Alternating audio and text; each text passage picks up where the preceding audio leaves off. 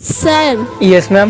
আমার ভাই না এই অফিসে কাজ করে, ওকে একটু ডেকে দিবেন। ও না লাঞ্চ না নিয়ে চলে এসেছে আজকে। কি নাম আপনার ভাইয়ের?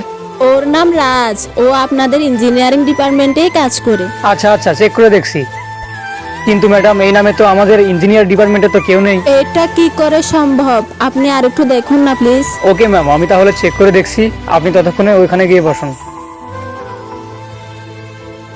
এটা কি অসভ্যতা হচ্ছে এখানে? ম্যাম, আমাকে 2 মিনিট সময় দিন, আমি সব বুঝিয়ে বলবো। কোটটা রাখো এখানে। আমি তোমাকে কিছু বললাম? কি হলো, কথা কানে যাচ্ছে না? খুলো কোটটা। ম্যাম, আমার দিদি এই অফিসে এসেছে, আর আমি আমার দিদিকে বলেছি আমি এই অফিসের বড় ইঞ্জিনিয়ার। যদি দিদি জানতে পারে যে আমি এই অফিসের পিয়নের চাকরি করি, তাহলে দিদি অনেক ভেঙে পড়বে। ম্যাম, আমার দিদির হার্টের ট্রিটমেন্ট চলছে। আমি কি বা করতাম? ছোটবেলায় আমার বাবা মা মারা যাওয়ার পর আমার দিদি লোকের বাড়িতে বাড়িতে কাজ করে আমাকে ডিগ্রিটা কমপ্লিট করেছে। এখন যদি জানতে পারে ও আমি পিয়নের চাকরি করি, তাহলে দিদি এই কষ্ট সহ্য করতে পারবে না।